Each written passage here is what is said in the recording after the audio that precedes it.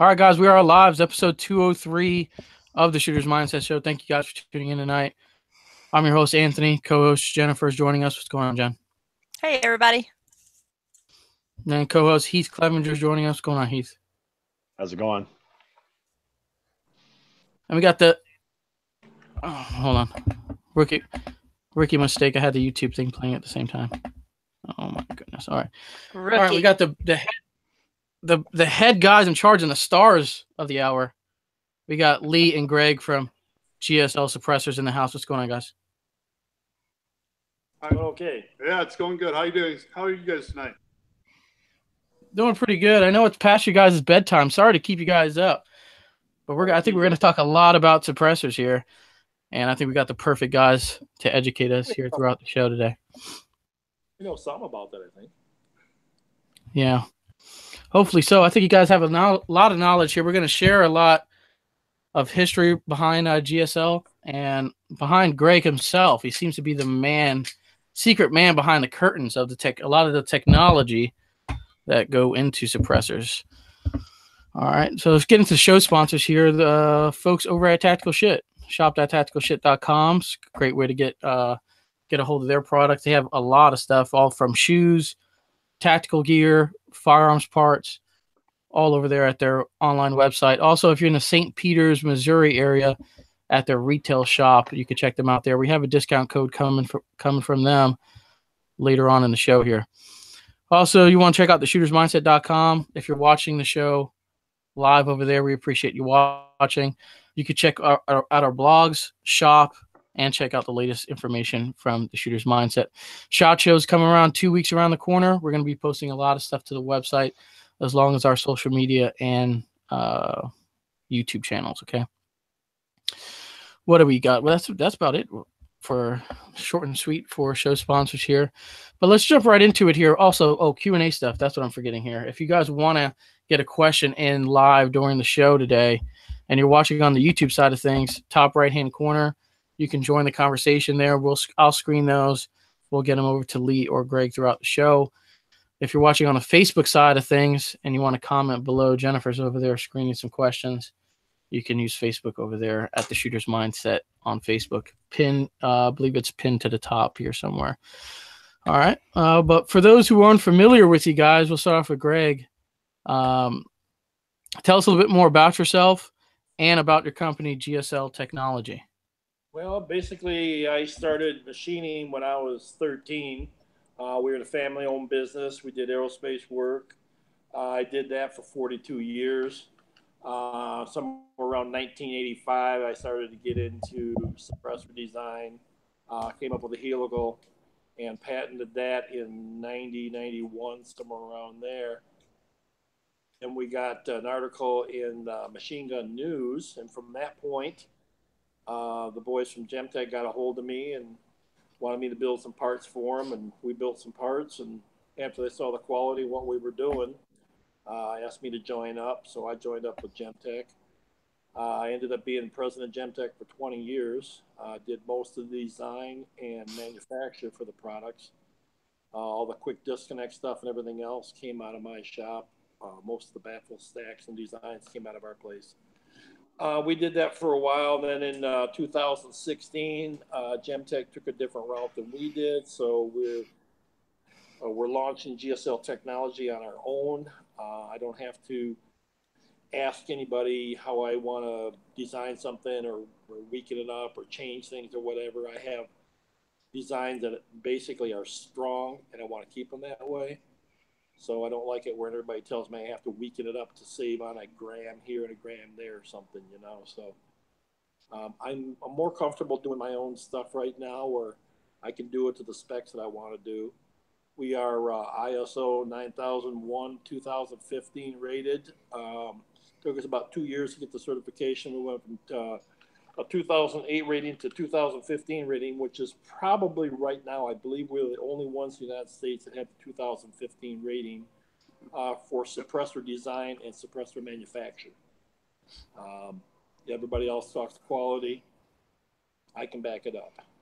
That's basically our story right now. We're coming up with new products all the time. We're trying to put things out there and get our name out and and people get to know who we are. Basically, I'm the guy who's been around probably one of the longest and have seen the industry grow. We got a lot of new guys coming out of the woodwork, but basically I'm one of the older guys that was in when the sizes started reducing and came out of here mostly. Boom. Lee, tell us a little bit more about yourself and what you do for GSL. Let me see. Gosh, I don't like to talk about myself, but what I do for GSL. But he will. Yeah, with that being said, here we go. Okay. So I have recently been promoted to Vice President of Sales. I am also the compliance officer here at the facility, but I have no shame in my game, and I don't even mind taking the trash out if it needs to be done. So whatever it takes to help this team of individuals that we have, I'll do it with no problem whatsoever. So It's like I really love the sales side of it. I love getting out and meeting the dealers, meeting the people, and getting the feedback. We live off of that feedback. That's where a lot of the ideas for some of the development that Greg will go forth with is from the needs of the consumers.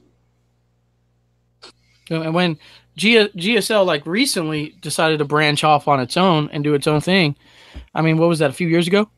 It was tail end of 2016. Yeah, it'd be about right. Yeah. Yeah, so you had to start from scratch as far as the name goes.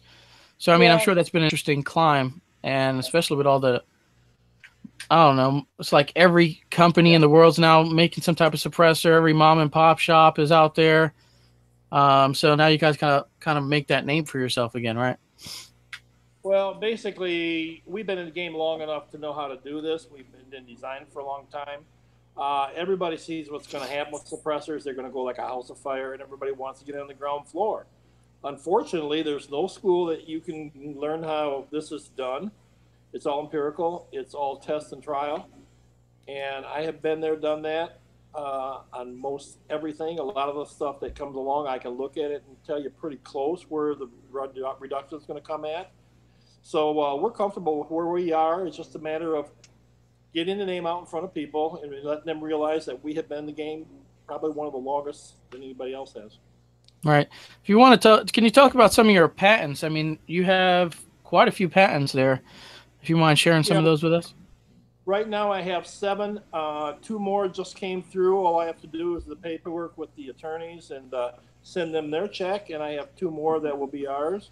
There's also 2 more on top of that. They're in process. So the only reason I haven't patented more is it's just so expensive with patents. They're running about $8,000 a pop, There you go. Man, I didn't know that. It's expensive to get. I didn't either. There you go. I know that they're expensive because I looked into it kind of one time for something, and I was like, I don't even have the money to get this patented, so just leave that right there. Yeah, it's pretty stiff, and it takes you about 1.5 years to get a patent through. If there's no problems and it goes through the first time. There you go. Crazy. Yeah, I mean, Heath, you have probably a lot more experience than I do in the suppressor world. Obviously, you use one on the duty gun for a long time. Mm-hmm. I mean, what's your take on suppressors, and how many do you own currently? I currently don't personally own any. The one I did have was work related, and we still have it at work. But it was nice to go to that big signature reduction while shooting. Did add a little bit more length and weight to the gun, but it's always a balance. You don't ever get something for free. So, and it makes the gun incredibly dirty. All right. And that's something I learned, Jen. You're getting into the bolt gun kind of long range deal. I know we had this conversation quite a bit on the show. There seems to be misconceptions on whether adding a suppressor to your bolt gun makes your gun inaccurate. And when there's a lot of debate on the internet amongst a lot of things, but shouldn't be an issue. Maybe a bad suppressor. It must not make them inaccurate, because I tell you what, you go to a PRS match, and at least 50% of the people have suppressors on there. It feels like. I mean, there's a ton of suppressors. Right. I think Yes.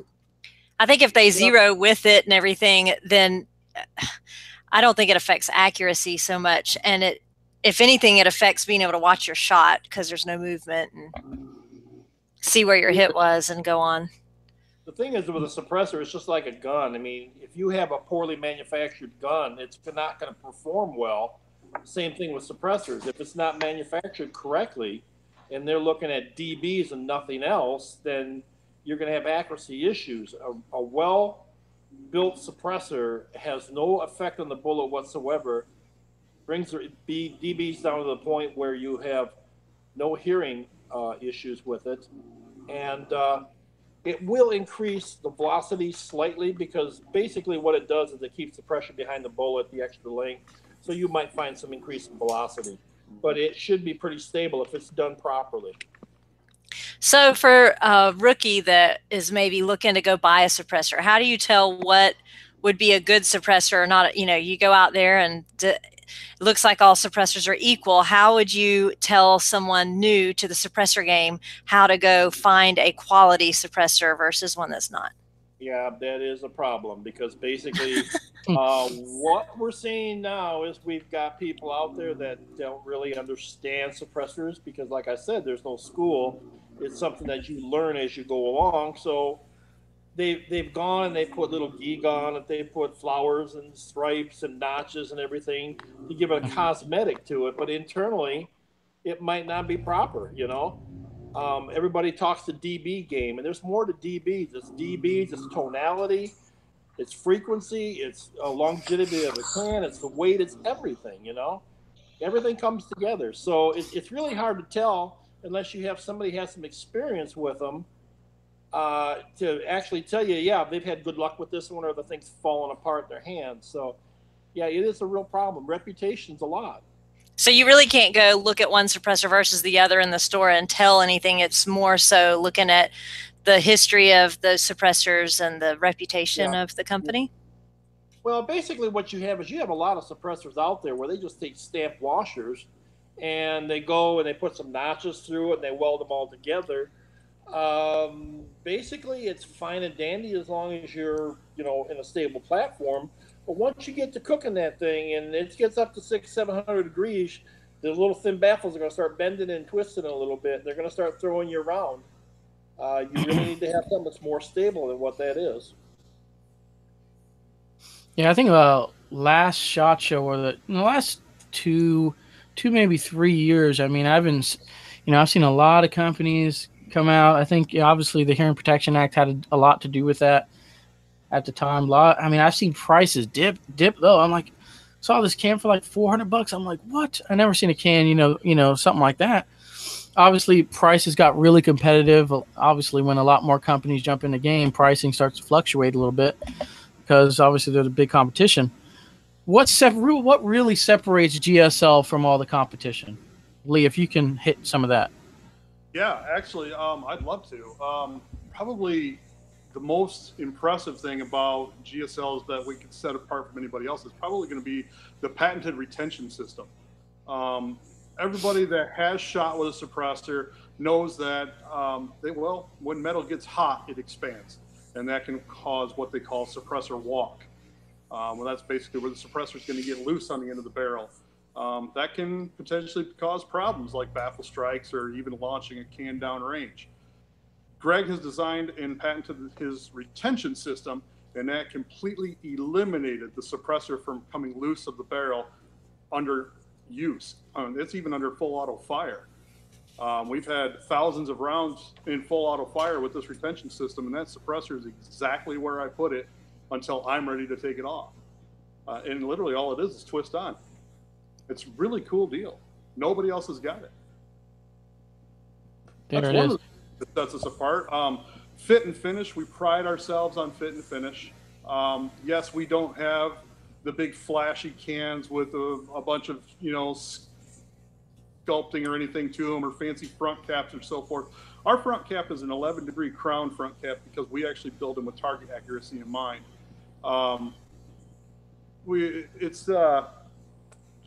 I've been told by just the end users, and a lot of these end users are active or retired military, our product was actually sought after when they were in active duty, because they knew that they could drop it and kick it across the rocks or whatever, pick it back up, put it back on the rifle, shoot it, and it was going to be still accurate. It's still going to be just as good as it was when it was brand new out of the box.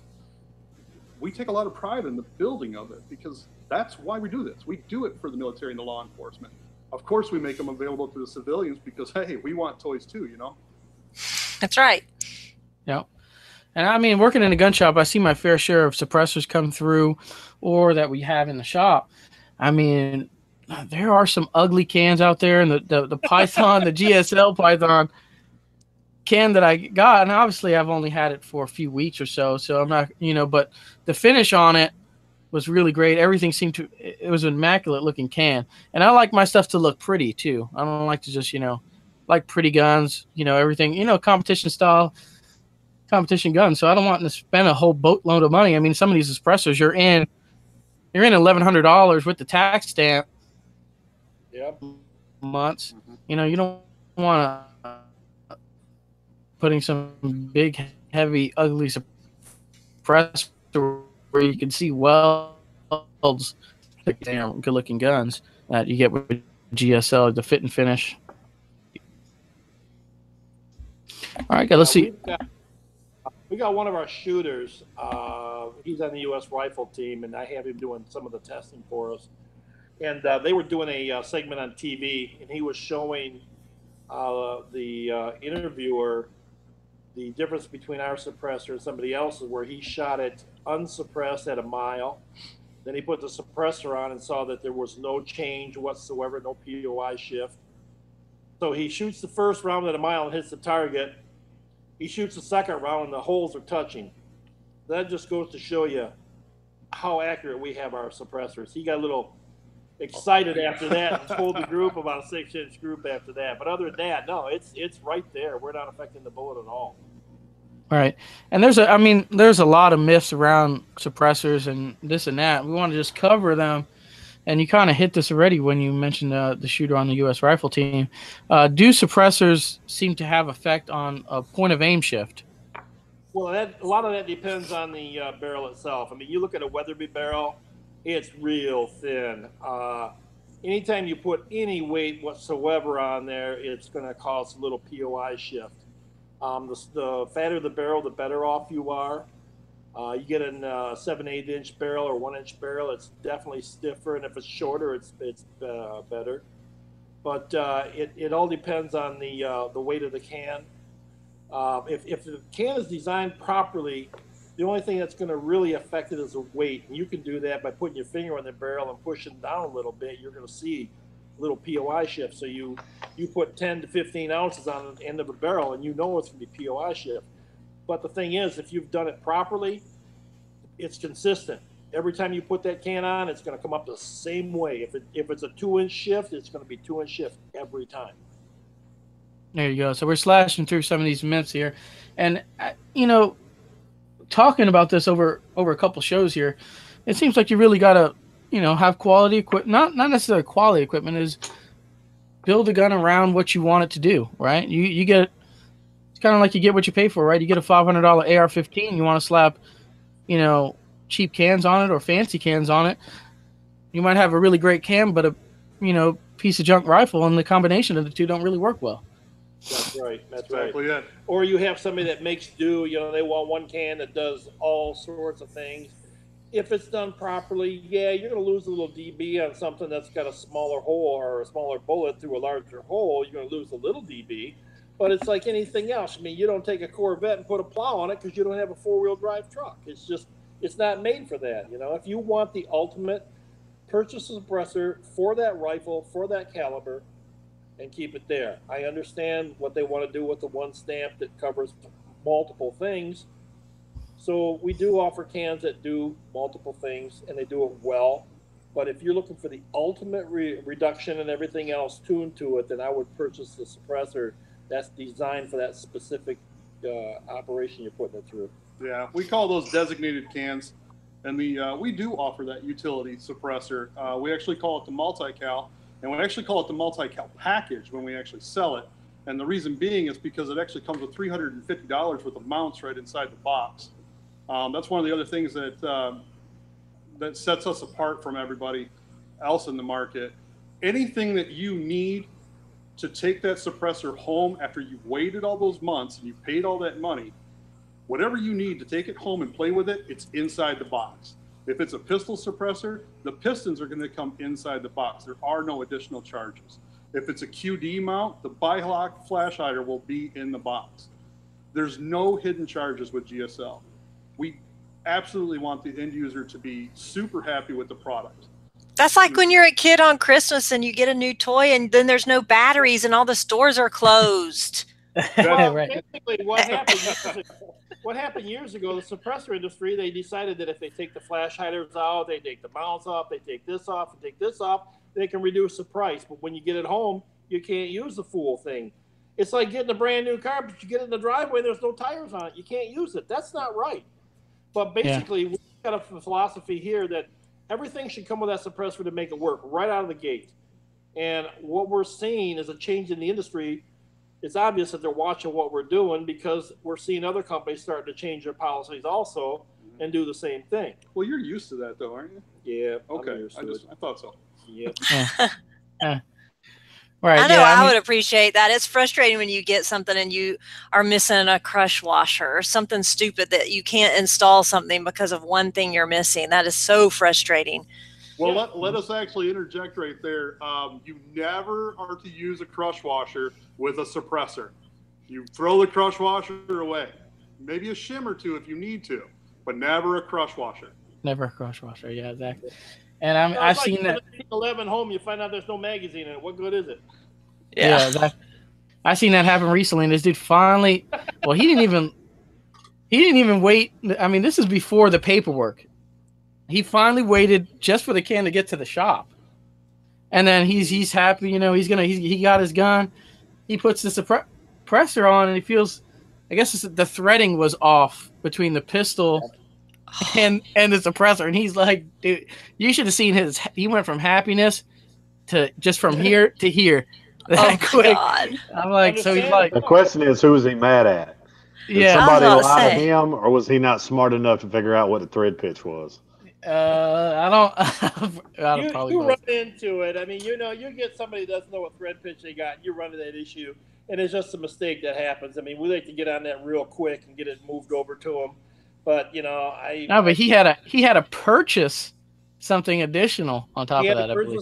The mount to go on the gun. That's wrong. That's just wrong. Yeah, I believe. Yeah, I was like, so I remember talking to him about it when I came in because I saw his happiness go to sadness real quick. I'm like, dude, just contact the company. Get a hold of us. We'll make you happy. Yeah, just contact the company and they'll send what you need out, right? He's like, no, bro, it's not that easy. I got to purchase something now. I'm like, oh, damn. Yeah. So. Yeah, we've seen it. You buy it, you get it home, and it's like there's no amount in this thing. Another 2 weeks later, they finally get to it. Some of those mounts can get kind of pricey. When you just get done spending, $800 to $1,000 on a suppressor, do you really want to get that knockdown to, oh, hey, you got to buy another $150 mount? No, that's not cool, man. Yeah, it's not cool. Of course, we're gonna do it because we waited all this time and we need. Well, yeah, by then you're stuck. Otherwise, you have you have $1,000 paperweight if you can't put it on your gun. Yeah, that's for sure. Now we've had people that have asked us why should they buy ours when you look at the competitors, it's the same price, and I said, well, it's not apples and apples. I mean, they come with just a suppressor and that's it. We come with the one package at $350 worth of accessories. It's $350 cheaper than the other guy, and that's the thing that they don't see. They just see the dollar sign. You have to look at the overall thing. It's like I said, there's more to suppressors than just DBs. You have to have reputation of the company. You have to have what it's manufactured out of, how it's constructed. I mean, we've got people out there that are doing spot welds. We do centrifugal welds on ours. We have a $100,000 welder that we do nothing but weld suppressors with. Ours don't come apart. If they do, we sure the hell take care of it. We offer the unconditional lifetime warranty on all of our products. Sweet. Wow. That says a lot. So if I break it or bend it, Yeah. Well, I mean, I don't want something out in the field that, okay, if you're at a range and you're shooting it and it sounds like hell, I don't want the guy who doesn't know what's going on next to you look at our suppressor and go, I'm not buying one of those. It sounds like crap. I want the best of it in the field. I don't want anything out there that's not safe. You know, I don't want anybody to get hurt with something that we're using, or I don't want anybody on a mission not come back because I didn't do my job. No, if it's out in the field and it's wrong, I will take care of it.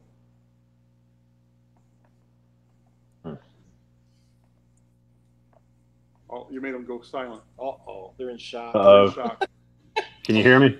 I think Anthony is gone. Yeah. Oh, That's what happens when they freeze up. He's frozen. He has left the building. So I got a bathroom.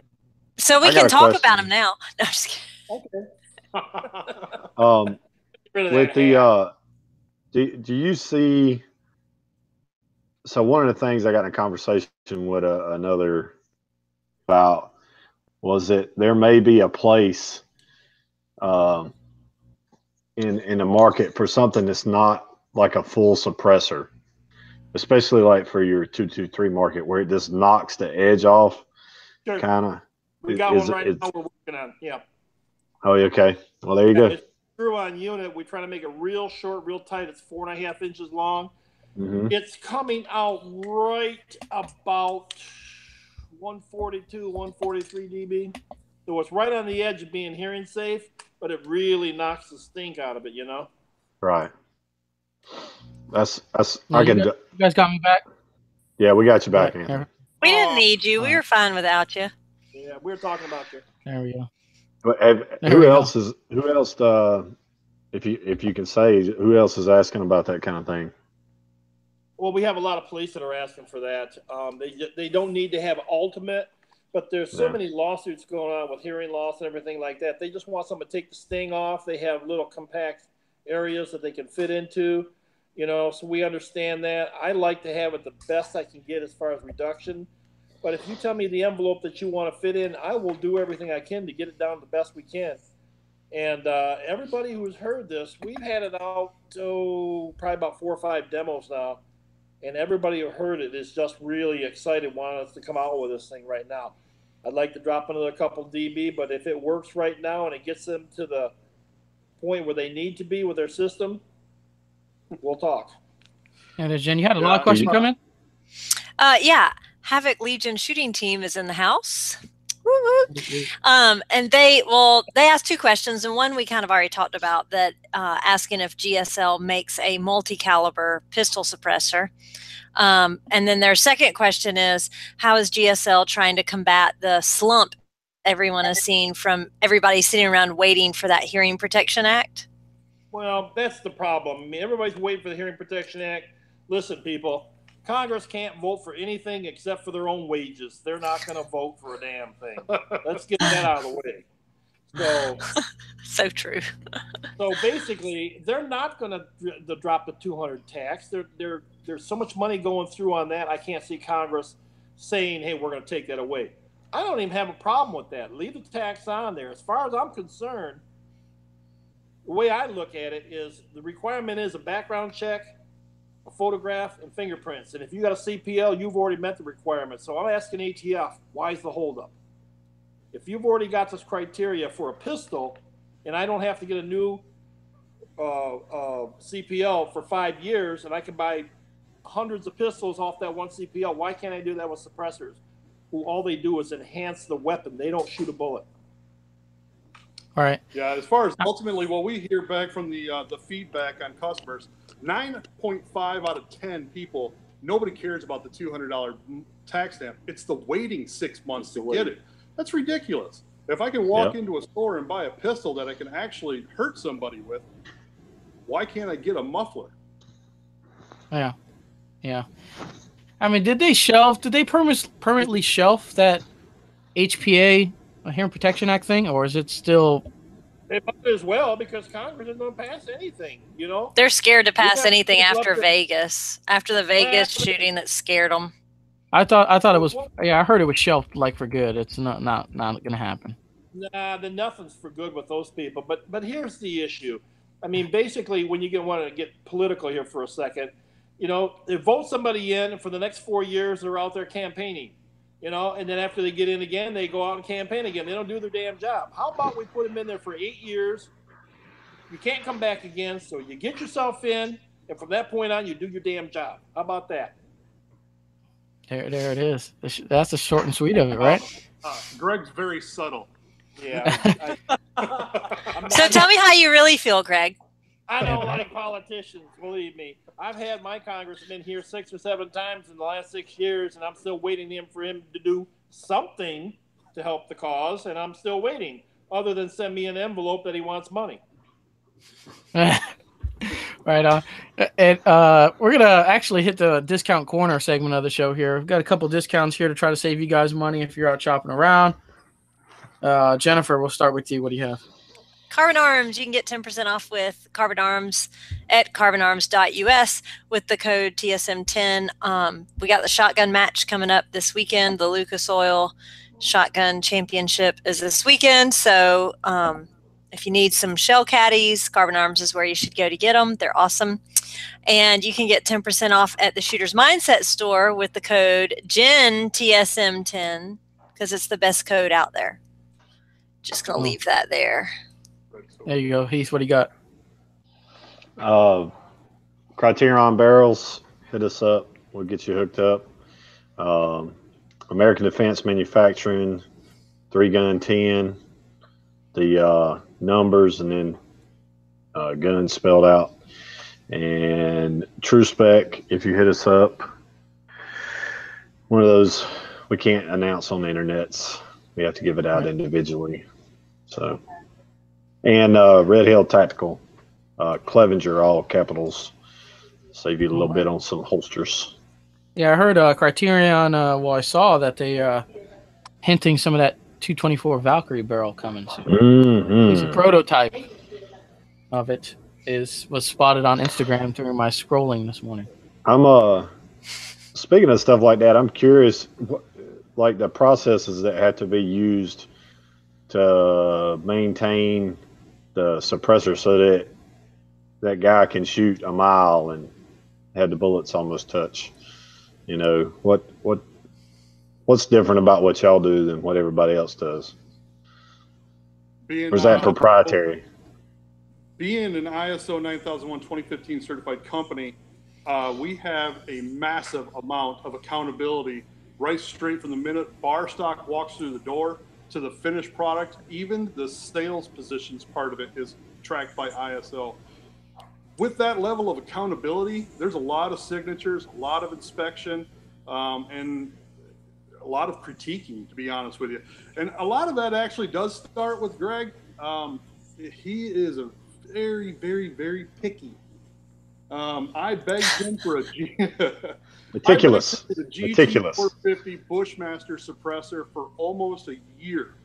I have watched him build quite a few, and I've even seen one of them go flying across the floor when it didn't perform the way he wanted it to. No. He's his own worst critic, but that's kind of one of the nicest things about working here. It's one of the easiest parts of the actual sales position is the quality of the suppressor speaks for itself. So the answer to your question is 100% quality. Our tolerance levels are so tight. Please forgive us for not speaking about them live. Enough of our products get leaked out as it is, so we want to keep some things in-house. Our tolerances are so tight. That's how we achieve that accuracy. That's how we achieve the performance. And that's why guys who are on the U.S. Rifle team are proud to shoot the product because it makes them even look better. All right, here I'm gonna finish up. I'm gonna finish up some of the discount corner stuff, and then I think we're gonna do a tour of the shop, right? We were gonna do a tour of the shop. I heard. Oh, what were we gonna do? Yeah. Well, we lost our IT kit. There we go. All right. Well, let me hit this, and hopefully he gets back in time. I got a couple of discount codes here from the folks over at Tactical Shit, shop.tacticalshit.com. TSM10 saves you 10% off anything their online and retail stores. The folks over at Dewey Rods, DeweyRods.com, TSM15 for 15% off the entire website. TaranTacticalInnovations.com, TSM10 for any gunsmithing or accessories there. And lastly, we have RAN CLP, which is Mindset 16 for 15% off your CLP and gun cleaning product needs. You need to change that. That makes no sense. Well, I know. Mindset 16 is like, I don't know. It's different. Make it Mindset 18. You're 2 years behind. Yeah. Or just do TSM 10 or TSM 15. Yes. There it is. I need some logic in our lives. Do we have Drayton back or not yet? If not, we'll wait for him to get back and then we can. Finally here. Yeah, we caged him. I'm back. All right. So we wanted to do a little tour of the shop here for those who are curious about how some of these machines and how this all kind of works, and essentially. We can do that. Now, the reason we have Drayton is because Greg and I are old dudes, and we don't understand this technical stuff, so we hired the young kids. We to felt take care sorry of for him. Right. Just a moment there, YouTube. We're going to get this thing put up on a stabilizer so I can give you a better tour. I'm going to flip the camera around on these two. All right. Lee, take it away. All right, well, welcome to GSL. Again, I know we've said it many, many times, but we're ISO 9001-2015 rated, or certified, if you will. We're 25,000 square foot. We believe strongly in the Hardinge and Haas machinery. We have quite a few little toys to play with. I'll be real truthful with everybody. I don't even know how to push the buttons around here. That's one thing they don't let me do. But we try to keep the facility extremely clean. It's kind of one of the nicest things about the whole place is Greg actually pays the employees for the last 15, 20 minutes of their day to actually clean up their areas. And we clean the shop a lot. Pride. It's just pride in your work. We strongly believe that you start with a good foundation, you're going to end up with a proper product. So, we won't be looking at the prototype areas, Drayton, so we'll be going this way. Yeah, you want to go through the cell? You want to go through the cell? All right. Well, we'll go through what we call the cell. Obviously, the cell is where parts and pieces are made right from the ground up. Each one of the parts and pieces will go through multiple different, what they call ops. And each op will have a different quality inspection, measurings, certifications, signatures, and sometimes even photographs. And there will be different, let's see, there's some in-process material areas. Again, one part could have anywhere from 4 to 6 different ops or so. So as it's going through, they may come in and out of the different shelving areas, and it's just kind of how we keep everything separated and tracked. I don't really know a ton about these machines other than they're really, really cool. And I like to watch them work because there's stuff flying all over the place and it's pretty cool. Hey, Anthony, could you get the widescreen up just so they could see the factory floor just a little bit better? I don't know if it's just our screen or not. Yeah, I got you guys on lock right now, so. Okay, cool. I just want to make sure they can see it because there's a lot of stuff here. Okay. You'll see a lot of different gauging and so forth around here. I won't have Drayton take photographs of prints and so forth that are actually hanging on the machines. So please forgive us for that. But we'll just, each one of the cell areas will each have a lathe and let's see, a mini mill, I believe is what they're called. Yeah. So again, like I said, folks, I don't really know a lot about the machining. That's why we have the best and the best to take care of that part. And they just have me to take out the trash. So I haven't done that a lot lately. You need to. Yeah. I've actually been all right with that. Again, just different parts and pieces, and as we go through the entire process, and they could be into multiple different ops of their procedures. Again, you'll see paperwork everywhere you look. That, of course, is all part of the ISO deal. We have to have accountability, signatures, different type of gauging and so forth for everything. When we say that we're ISO and that we can back it up, we really mean it. We really can back it up. Okay. Well, let's go through this part of the cell. I'm being instructed by Greg. He's telling me which way to go. Not even here. Obviously, it's really quiet right now because this is after hours for us. We typically we operate from 6 a.m. to 4 p.m. every day, Monday through Friday. You want to see a machine? You can see him. Oh, Show them okay. what they got inside. different tooling and so forth. All our mills are full 4-axis mills, 2-axis lathes. We have high accuracy lathes from the hard hinges. We use the Haas for postmass, half a thou, hard hinges for anything tighter than that. When we use our gauging, we don't use verniers or anything else for production. And we also have sun and bore gauges. Most people use cylinder plugs, but our bore gauges are running about $5,000–6,000 a piece, and they're accurate to 50 millionths. So we make sure that we maintain our quality standard. So with that, maybe we should head into our quality lab itself. Yeah. These are a couple of my favorite machines. This is where the mad scientist, the old guy who drives his dinosaur to work every day, because he still has one. So sad. That's where he does a lot of his prototyping, goofing around, and honestly just brainstorming. And next thing you know, something great pops out. It's kind of weird, but it happens. These are our suppressor carts, and I'm probably going to have Drayton keep a far back shot of that. But each one of those carts is suppressor specific. So all the parts that we need to produce that particular suppressor is all on that cart. When we get an order to build a certain amount of them or whatever, the builders will come over, grab a hold of that cart, take it back into the stage, and then they start from right from start to finish. That builder is hand building each individual suppressor. So that's kind of one of the other quality issues, or how we keep that. This is the quality lab, our ISO. So that's our ISO 9001 certification. Don't know if you can see it that well, but that's it right there. Obviously, we keep this area very clean, of course. This particular room is ran by one lady. She's got over 25 years in quality control. Her name is Kitty, and that is her real name. She's about this tall, and she is not afraid to go after a 6'8", 400-pound guy if his parts aren't right. It's actually pretty funny.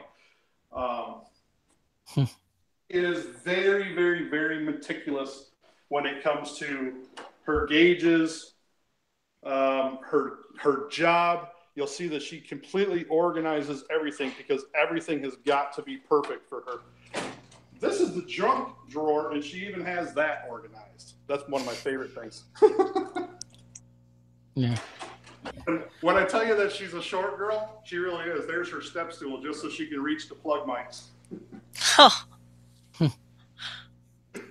This place needs its own TV show. We love all of our people here. It's awesome. We do our own fiber laser etching. So everything is done in-house except for 3 outsourcing processes. Being ISO, we also control those. We have 3 outsources that we use. They're all local here in our town. And we actually control the employees of the other companies. Those employees are GSL exclusive, and which is kind of cool because they get the shirts and then they get to brag to all their buddies that they actually have the shirts. So it's kind of fun. We try to use anybody who has like military background, law enforcement background. The truth is that Greg has a huge heart for our law enforcement and military individuals. He started building these for military. It was kind of his way of giving back to those who protect us.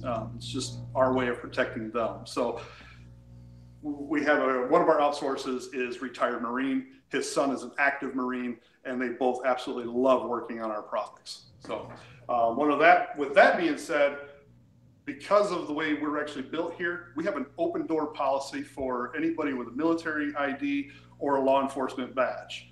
You're welcome to come in, take a shop tour, and then there's always the fun part of the tour, which we're about to get to, and that's going to be Greg's vault. Everybody likes to play in the vault. So, just again, some of the other things that we do to ensure our fit and finish. After the suppressors are completely assembled and they're sanded, they're Cerakoted or they're anodized for the aluminum ones. We even put them into foam carts as they travel around in the facility itself. because we don't want anything to get scratched before it was to be packaged. And then, of course, this is everybody's favorite part. And I usually open this door and always say, welcome to Greg's Vault.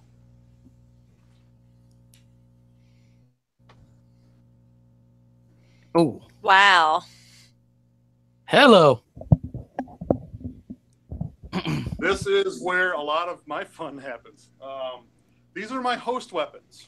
When we get to go out for demonstrations, let's just take a law enforcement demonstration, for instance. Okay, if I get a phone call from a law enforcement agency and they're looking to possibly suppress their weapons, I'll get some feedback from them, get some information about what type of weapon they're using, their barrel length, caliber, what kind of optic they have, maybe a front grip or something like that.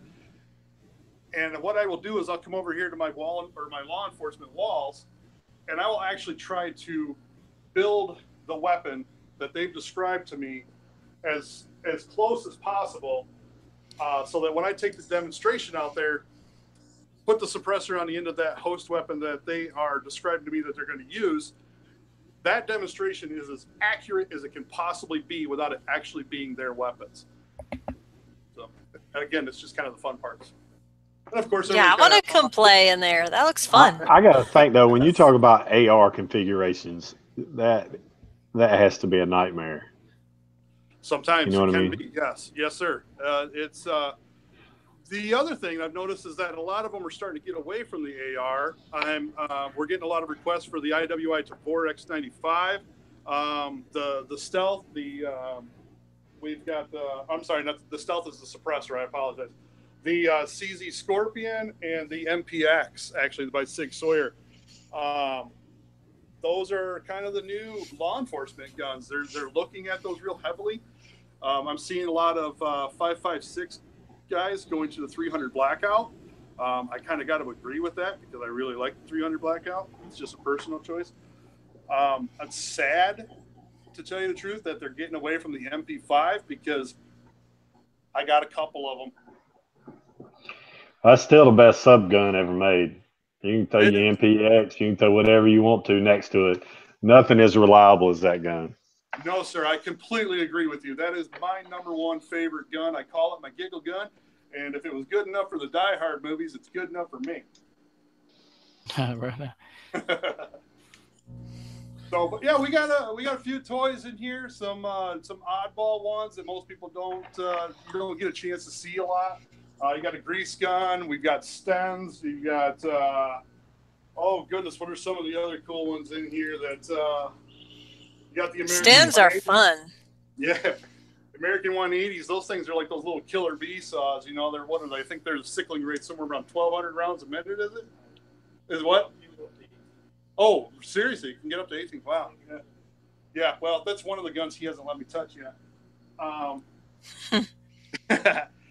We got 450 Bushmasters here, and that's another Michigan company.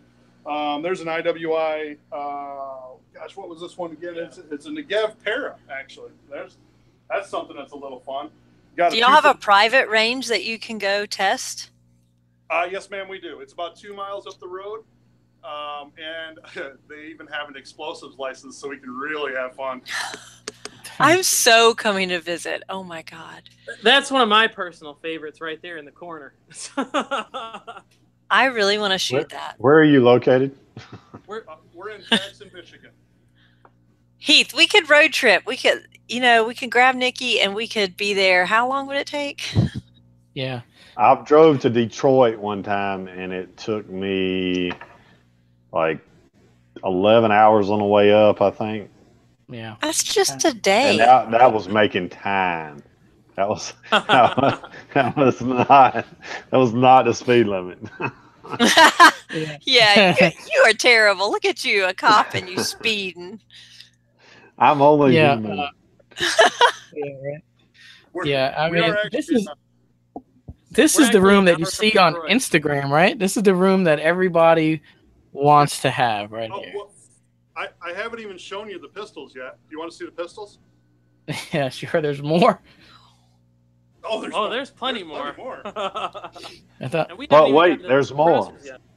yeah. Oh, yeah, but wait more. I don't know. Is there any Glock fans in the house? Woo woo. Glock?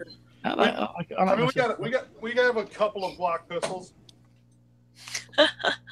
Like one of each. Man. Here's one of my favorite Glock pistols. Glock 19, hosting the boss. That's a 9mm suppressor. And then, of course, everybody's favorite Glock drawer. You got to have a Glock 18. Yep. There you go. Or maybe 4 of them. What is going on here? Yeah. Full auto factory selector switches. Here's something that not a lot of people get to see. In fact, even the Glock representative who was in here himself didn't even see it. But if you focus in on it, you'll see that this is actually a 23C factory full auto Glock 40 cal. I wonder who they made that for. Well, it's owned by Greg, so. How long did it take you to collect? I'm just saying. This? I bet there's a government agency somewhere, or a foreign government agency somewhere that prescribed him to make that gun. I'm just guessing. Some things we're going to keep to ourselves. Exactly. Look at my this one's one of my new favorite toys. A company called Freedom Ordinance came out with this. It's a belt-fed 9mm. And, well, of course, we had to make a suppressor for it. So we came up with the Scorpion. Does it have some kind of coolant in there to go along with that? Mm-hmm. It doesn't, but if you watch the suppressor here, it features our bilock, so it's just a press and twist and it pops off. This is what they do for cooling. They actually just give you a little switch right here, pop, and it's barrel change instantly right there. Oh wow! Change the barrel out. Yeah. Yeah, grab the suppressor when you do that though. Yeah, no. Do y'all send? I was just like, do y'all send those catcher's mitt, the burn gloves, so you can quick disconnect the suppressor? We do not send that with you, because actually that's a really good question, Heath. Something that I would like to point out. The bilock, okay? Greg's bilock. As you see how it operates, you just simply take the suppressor, press in, quarter turn, pull straight out. Greg developed that bilock flash hider over 25 years ago for our U.S. military. This was all pre-Coltac suppressor covers or so forth. So it was designed that if you had any kind of failure, if you had mirage in your optic, if you're in the middle of a firefight, he didn't want our soldiers taking any kind of possible hit or an issue with that. So he came up with this design. It's so simple and easy, and that you simply stick it down in the dirt, press down between your boots, twist, drop the suppressor, and you're right back in the fight. Even after it's all gummed up, as you notice, if you zoom in on this here, Drayton, you can see that this isn't clean. We do that on purpose. I never clean my suppressors, flash hiders, or anything like that, because I want to show you folks that even after it's all dirtied up, gummed up, it's still going to operate perfectly. There's other little things about the flash hider that he does just for safety measures alone. We have QD mounts for both 30 cal and 5.56, 223. You can put a 30 cal suppressor on a 5.56 bilock flash hider, but you cannot do it the opposite way. You wouldn't want to, or no, I think I said that backwards.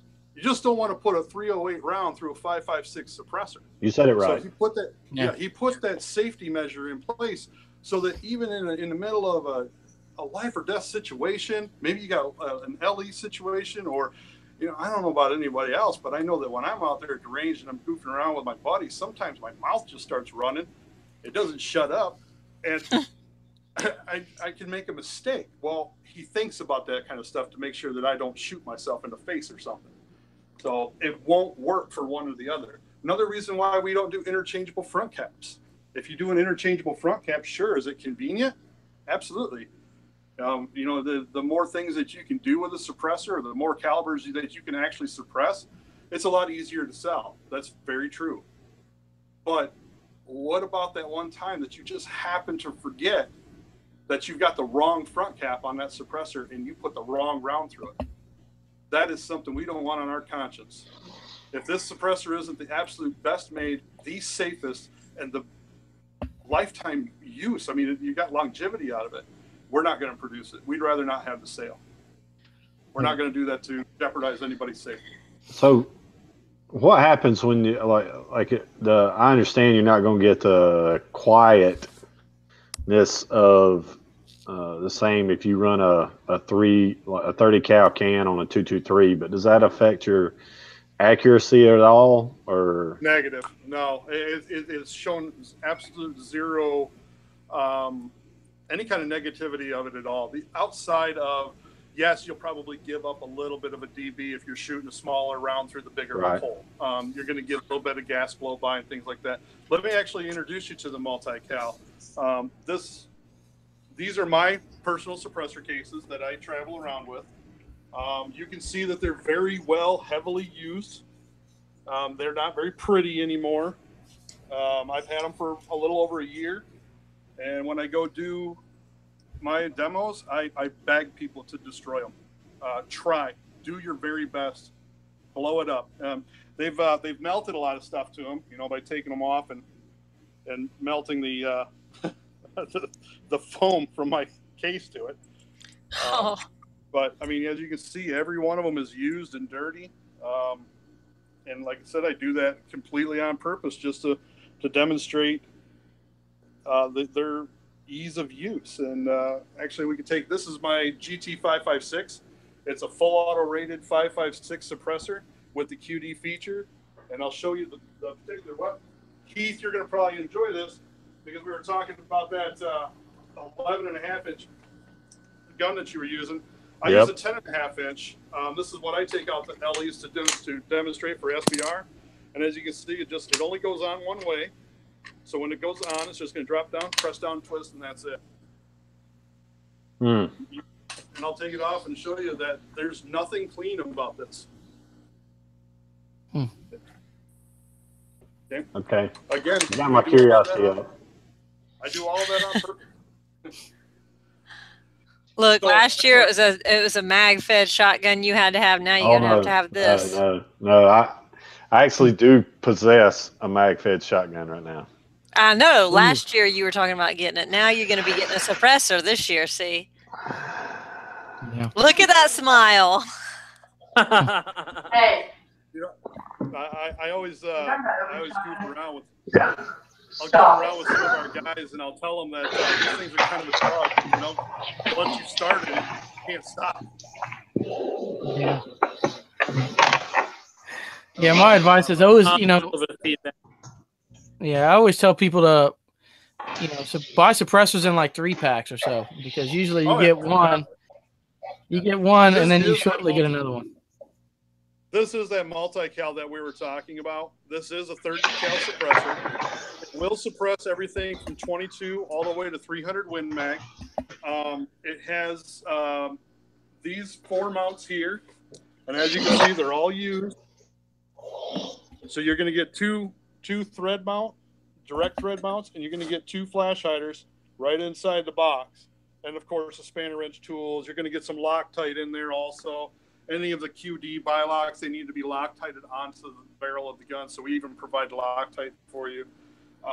And then you'll take your 30 cal bilock flash hider and you're going to mount this onto your weapon.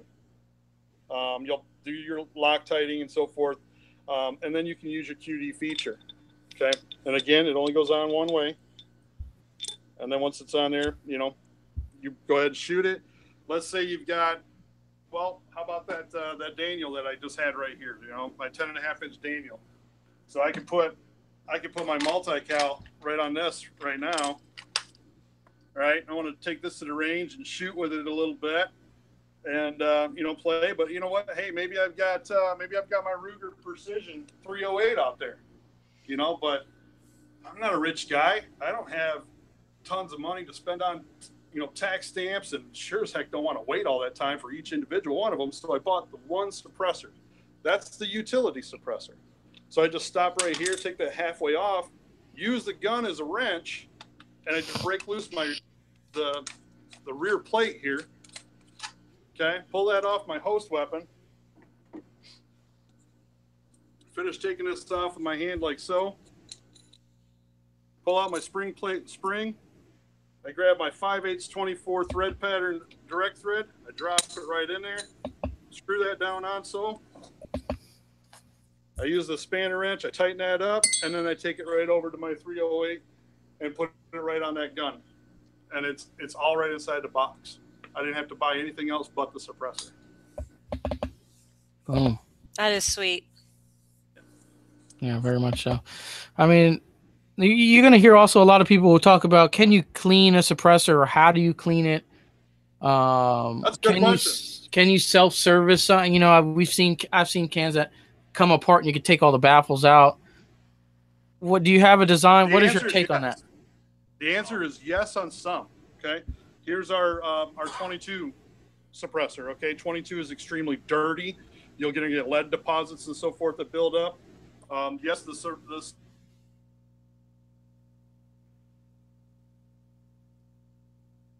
together.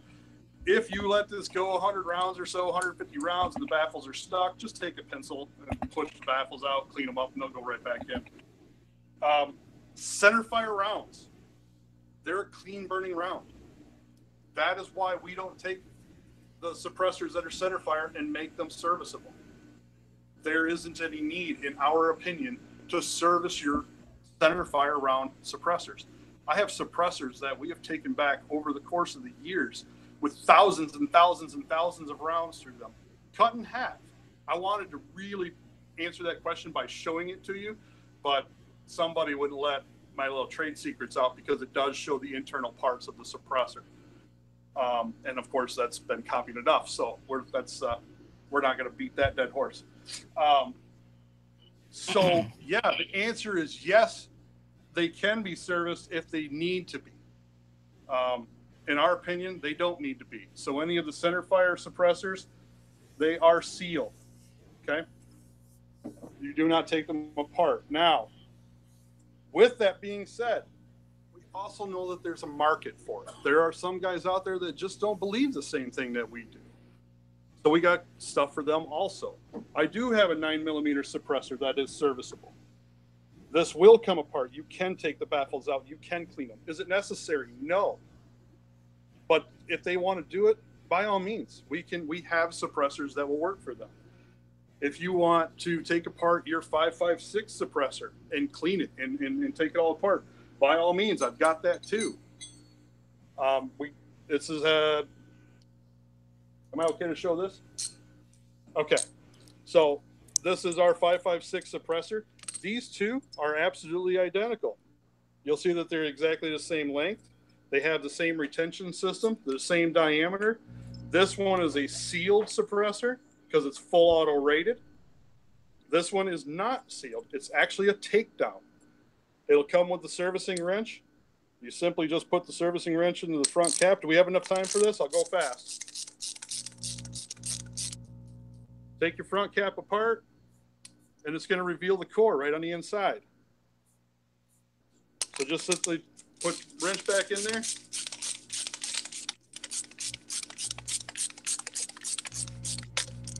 Craftsman wrench sold separately, by the way. And then the entire core pops out. You can clean the inside of the tube. You can clean the core if you like. It'll even have the grease in the box. This is a copper infused Loctite grease that we use. It's not hard to get, but we're going to send you with a nice little packet of it, and you'll be able to take this apart and clean it a few times if you like. So again, we try to accommodate for what the people want. Do we believe in it? Not necessarily, but who am I to judge anybody? So if you want it, I'll get it for you. There you go. Well done. In my short experience from shooting suppressed fire, I mean, it seems like the rifle, I mean, it's like, I don't know what round count to really compare it to, but it's like you're shooting like almost 100 rounds suppressed fire is like putting 500 rounds unsuppressed. It just really gets the gun dirty really quick. Um, is there any way for? I mean, and there's also some blowback that I've especially in indoor range, and this is not directly with GSL suppressors, but other ones. Is there other ways to recommend that you guys know to get around some of that blowback issue, or having the gun get dirty so quick? Is it just the quality of the suppressor? Well, basically, what we end up doing is we do a compromise because we can eliminate a lot of the blowback on it, but it makes a longer can. We have to do some things internally to handle that. But the problem you run into is everybody wants shorter, lighter, smaller, quieter, all the above. Right. So we do a compromise. We do the shortest length we can, get the suppressor to give the reduction it needs to have and everything else. Now, if that's a requirement, yeah, we can go there and we can make that happen. But because everybody wants the smallest they can get their hands on, it's a compromise for us. We need an adjustable gas block, or you do a impingement unit, you know. Yeah. Ammo makes a big play in it also. Ammo does. The type of ammo. I can tell you that throughout my demonstrations with law enforcement agencies, we get complimented on the limited amount of blowback over the charging handle. That's actually something that's commented on quite a bit. So we're pretty proud of that. Does it completely eliminate it? No, of course not. It doesn't. And does it dirty up the bolts and so forth? Yes, sir. Of course it does. But I would much rather have a little bit of dirt on that. I mean, the guns continue to function just fine. Again, like I just showed you my host weapons, I keep them dirty for exactly those reasons, to answer those questions with proof. The G7. See, I'll make a. I'm sorry. I've seen some charging handles that I think accompany some of the other manufacturers. Have y'all delved into that any? No, it redirects the gas. We are just a suppressor manufacturer. We focus solely on what we know the best. Okay. Yeah. Yeah, I was looking at the options like that. Yeah. One suppressor that we have that has the least amount of blowback ever is the G7. That's Greg's helical design baffle that he was talking about. I'd love to be able to show you it. I don't know if he'll let me. No, see, that was a no. I can show you the finished product. And as you see, it's of course on the 249 Para. It is a belt-fed rated suppressor. You can see our video. Yep, but you can go onto Facebook, onto our Facebook, and there are plenty of videos of it actually being used. And YouTube. Oh yeah, I guess there's YouTube too. And one thing I'd like to say too on the social media side, I'm behind the camera, I'll flip it around. We have a YouTube video where essentially you can listen to our multi-cal suppressor. You got to use headphones, but it'll give you the full sound effect of exactly what we're hearing at the range. So you put headphones on, it's going to make your ears ring. But when you throw that can on it, the sound difference is tremendous. And it's really the only way in a digital form that you can hear a suppressor doing what it's designed to do on the internet. So that's our multi-cal 3D audio video on our YouTube page. Boom, there you go. Drayton, if you can head back to the original location, I don't know if I think it might be a little laggy. It might be maybe my end, or maybe because they're in the vault. I don't know, but if we can head back to the original location, we can kind of wrap this one up with a few more questions, and then we're good. All right. We got to, let's see. It's a little glitchy. Allie Miller says, "Hi, Grandpa."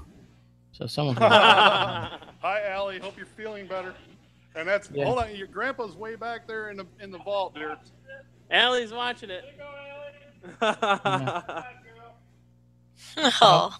Mr. Blackie says, "Do you think the Hearing Protection Act has a chance to pass in the near future? I would love to be able to easily buy a suppressor like I can buy ammo." I'm probably going to have to go on the only thing we can actually speak on is our personal beliefs or our personal experiences, and we're just going to kind of make the educated guess, and the answer is probably going to be no. Near future is almost a definite no. It's going to take time if in fact it was to pass. I believe they actually rolled HPA into what they call the SHARE Act, and the SHARE Act is actually a conglomerate of different bills or so forth that are on the floor, and that's where it's going to kind of run into some walls. Well, like I discussed earlier, if you have a CPO, you've already met the requirements. I don't know if it's a state issue or we meet the requirements for federal, but if that's the case, they need to tighten it up a little bit, because if you have a CPO, you've met the requirements that ATF has to have. Then issue the permit and let's get it over with. Back in the 34, we didn't have scopes and things like we have right now. And I'm almost positive that we would have had scopes the caliber we have right now. There would probably be a $200 transfer and a 9-month wait on a scope too. Because all it does is enhance the rifle just like a suppressor does. Yeah. Just for the record, what we would personally like to see happen is we would like to see them keep the regulation in place. We pay our $200 tax stamp. They swipe our information as far as our CPLs or driver's license, and we walk out of the store with it. There's no reason for them to hold us up in getting our toys. We're already law-abiding citizens. We've done everything that they've asked us to do. They're basically just punishing us. That's our personal feelings on it. If they allow us to have a gun with a CPL, they should allow us to have a muffler. There you go. Well said. Fair enough. And SHOT Show's fast approaching here. I think we're like 14 days out. Are you guys going to be at SHOT Show? And if you have any upcoming goals, products, or events you would like to share here? Yes, we're going to be at SHOT Show. We'll be down in the new product area on Monday and Tuesday, and then we are going to be I do not have the booth number. I don't have the booth number right in front of me, no. And then, of course, Drayton's got us out here in the shop, so I'll have to get back to you on the booth number. How's that? As far as goals and products and so forth, I guess you'll have to wait until after SHOT Show. There you go. All right. Yeah, we'll be there. I know all three of us will actually be there. So as soon as we get that information, we'll swing by, have you guys on the list to stop by, and we'll check out what you guys got at that point. Sounds good. Excellent. What do you think the future of suppressors is, and where is it going, in your opinion? Well, suppressors are going to go right off the map, I'll tell you. The military is going to go right across the board with suppressors. The police are going to go right across the board. There are way too many lawsuits for hearing loss. There's no reason for that. You don't drive your car around with no muffler.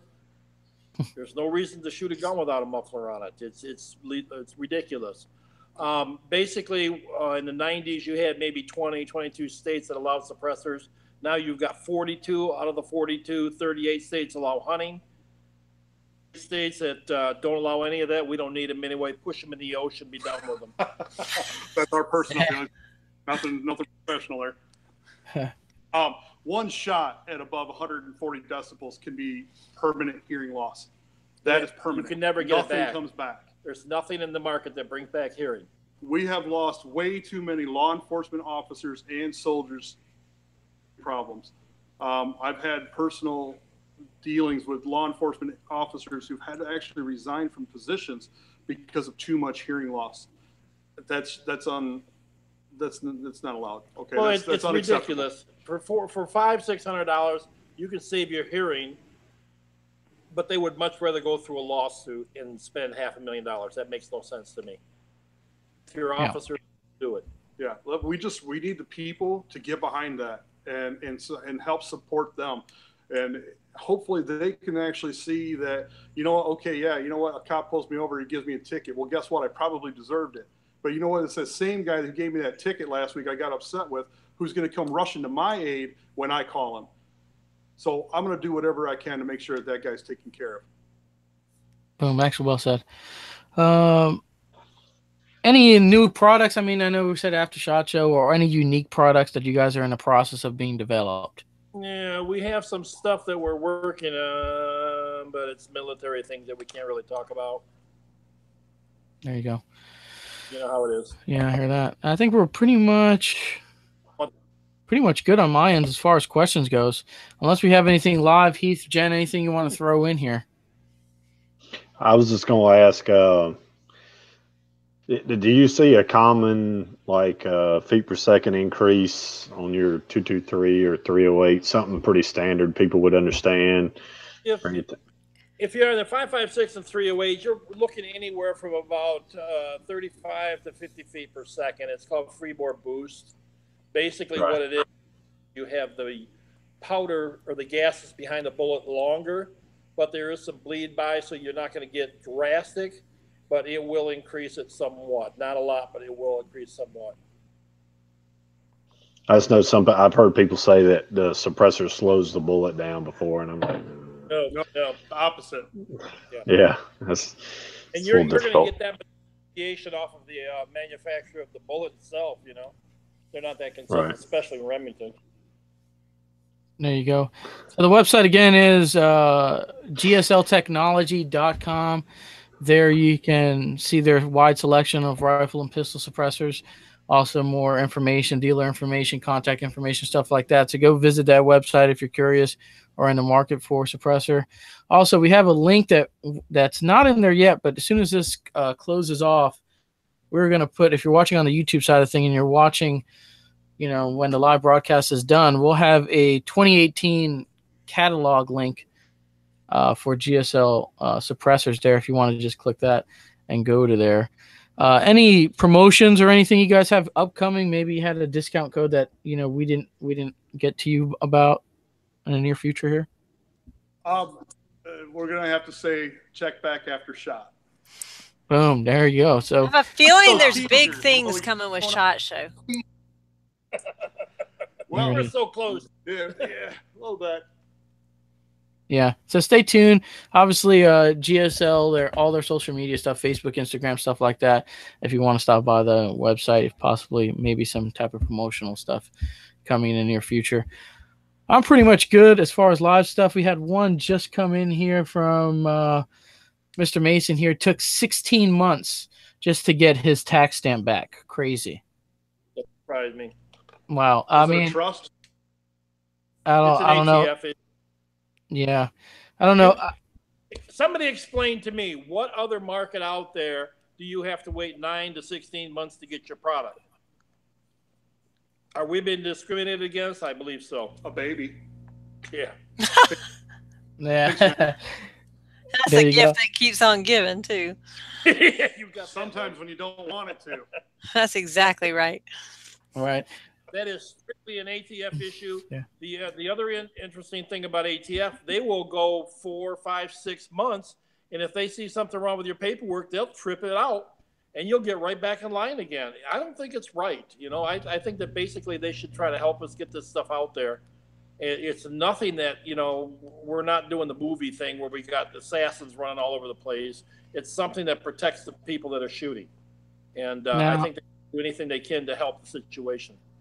Yeah, I don't know. The times, the one suppressor that I do have, I got my tax stamp return 2 weeks shy of 1 year. Yeah. So I don't know. It depends on, I think, when, you know, Mason, I don't know when you sent yours in, or I guess you can do it when they cash the check, because they're really quick to cash that, boy. But you notice that. It really does depend on when you're filing. My last personal suppressor, I only waited about 4 months and 1 week. I've heard the year time all the time, especially when 41F was going through. I know that they're on the back end of the 41F as far as the ATF paper goes, so that's kind of brought the wait times back down to somewhere between the 4 and 6 month range, depending on where you're at, and then obviously when you file. Right. I've got mine in right when that changed. Oh yeah, So as soon, like, it was like a week after it changed, and I sent it off, and that was my wait time. It was locked up. The system is crashed. We e-file all of our transfers, and the e-file system is some of the worst software ever. Tell ATF to get a hold of Amazon, have them write the software. They're much better at it. There you go. I mean, something in the federal system that doesn't work? I'm surprised. No, heaven forbid. Wow. Never heard of such a thing. Yeah, there we go. Also, have you guys have any knowledge? I know they came out I'm sorry, I'm confusing the form, but there's now a barcode kind of scan thing that they came out with that's supposed to speed and make everything kind of quicker. The only thing it really does is it makes the agent not have to write something down the second time, so that if there's any clerical mistakes, it doesn't happen. Basically, they take the form that's submitted and they scan it, and now it's automatically put in the system. It only saves. How long does it take to take the information and put it into the system? But it does speed up the time. Yeah, that half hour makes a difference. Now you're only 8 months, 900 hours. Yeah. Yeah. I'm personally, I like it. Anything. I'll take any kind of innovation in this industry that's going to help speed that process up. I don't care who does it. I say bravo. Yeah, let's computerize it. There you go. ATF needs to go the same route. Boom, there we go. I'm clear on my side here. I think we're going to wrap this one up, bring it down to shout-outs here. Man, I really appreciate that tour. I know Drayton and you guys, he told me you were going to do a tour. I thought we were going to see machinery. Okay, but I didn't about a Volt. I didn't think it was going to, I thought it was going to be something like just a bunch of suppressors or something hanging in a Volt. But, man, that's some. See enough of that all day long. We want to play with toys. That was some dreamy stuff we got to see in the Volt there. I mean, I didn't know those actually exist other than Instagram and somebody who made it up. But apparently there is one out there. Yeah, y'all didn't tell me I needed my bib. I was over here drooling. Right? This thing had a toolbox. Okay, it was a toolbox and drawers of guns. I know, that was awesome. I was like, shut up. Four toolboxes with drawers full of guns. I'll tell you, the first time I took the Colt Armor's course, I was blown away because they bring in one of these big gang boxes, like can roll around construction toolboxes. It's like 4 foot high by like 7 foot long or something like that. And they open the top, and it's nothing but M16s from the top to the bottom, just laying in there, all loose. FN's the same way. They got them stacked up against the wall. Oh yeah. Yeah. If you ever get a chance, you get to England, see if you can get an invite to the pattern room. There's some things that'll blow your socks. Where at? Which pattern room? It's a pattern room up in England. It's by invitation, or you have to really know somebody to get in there. But every single weapon that's in the earth, they have there. They've got Ruger's serial number 2, his personal. They got Bashorts. They got all sorts of things up there. If it's been manufactured, they got a copy of it. I love how you say every gun on the earth. Not like in the country, on the continent. Ever. Like every gun in the earth. Ever. Yeah, this is something that you really have to see. They've got pistols in there that when they did the confiscation for the $325, the pistols are worth $250,000. And they gave him $325 for it. It's diamond encrusted and everything else. But the law said $325, and that's what they got for it. And they got 2 of them sitting in there. Oh, and I can't timber. You won't give me a timber at all. Sorry, but I like pizza. I don't see one in front of me. Well, if I get you. Right. All right. I think we're gonna wrap this one up here. We're gonna go down to shout outs here. Heath, we'll start off with you, man. What do you got? Oh, let's see. Criterion Barrels, American Defense Manufacturing, Eagle Imports, True Spec, German Precision Optics, The Outdoor Shop, Shop Local, Safari Land, Red Hill Tactical, Pure Gold Shotgun Chokes, Stage Zero Shooting Supplies, Zero Tolerance Knives, 2A Jewels, Dangerous but Good, Tough Products, and Techwear. And I'm plugging Nikki TSM Tim, since I'm just a fill-in part-time co-host. There it is. There it is. Jen, what do you got? Well, just in case y'all forgot, from Discount Corner, my code is Jen TSM10, and it's 1 letter less than Nikki TSM10. But anyway, as always, I want to thank the awesome Lansing Tactical for their awesome rifles. ZT Knives, Night Force Optics, Sharpshooters of Augusta and Shooters of Augusta, Grizzly Targets, Carbon Arms, and, of course, my new love, Prime Ammunition. I need to order some 308 Prime. Let me tell y'all, while I'm on this, I shot their slugs Saturday. Oh, my God. Heath, you have to, like, if I see you, ask me for a box of them. Like Okay. they say on the box, 1476 is the velocity, and I was like, oh, that's going to be a little, it's a little faster than what be a little hotter than what I've been shooting. They're not. They're like so soft that I've been shooting the Fiocchi, and they're almost the same. I mean, they're very light. They were accurate. Let me tell you, they were like, yeah, so excited about those. How accurate were they again, John? Like just perfect. We just got 200 rounds of 77 grain to do our gel shoot with at the end of the month here. We're gonna From be doing Prime? that work. Awesome. Yep. So we're gonna be testing a whole bunch of stuff to see what we're gonna be going to. Very good. Gotta order some 308 from them definitely, because that's the only caliber I'm real short on here. So we'll get some ordered up here. Jen, you went through your shout outs already? Did you? Yeah, that was it. Yeah, you did. There we go. I don't take like 20 minutes like you do. You're the one that has like the black book of shout outs that takes forever to go through. He went through them, but those were a lot of people here. I don't think we have many companies left to shout out after Heath goes. There we go. Greg, Lee, any shout outs on your end? Not that I know. Shout out to Allie. How about hi, Allie? You should be in bed, young lady. And then, how old is Allie? How old's Allie? 13. 13. 13, Yeah. 14. 13. Yeah. Oh, yeah. yeah. Yeah, so she should definitely be in bed right now. There we go. She's on our Facebook. There we go. A shout out to. There you go. Right now. I have an hour drive home. Not too shabby. All right, shout out to my end here. If you're watching on the YouTube side of things, right below the video, you see the subscribe button. Every Tuesday night at 9, we're doing a new episode of The Shooter's Mindset. Got a lot of live streaming stuff coming from SHOT Show here in a couple of weeks, so stay tuned for that. The folks over at Tactical Shit, Tandemkross. If you want to email me, theshootersmindset@gmail.com is a good way to do that. Definitely thanks to Greg, Lee, Drayton for obviously spending almost 2 hours here with us here in the Shooter's Mindset show. The tour was definitely worth it. All right, we a lot of time went to the tour, but man, I think that really made the show, seeing that room and how things were done. Folks over at Gear Nation USA. Folks over at Gear Nation USA, Rise Armament for your AR-15 needs, and the folks over at Rand CLP. I think that'll do it for episode 203 of the Shooter's Mindset. Thank you guys for tuning in tonight. Yeah. I'll catch you on Thank next you. Okay, talk to you later.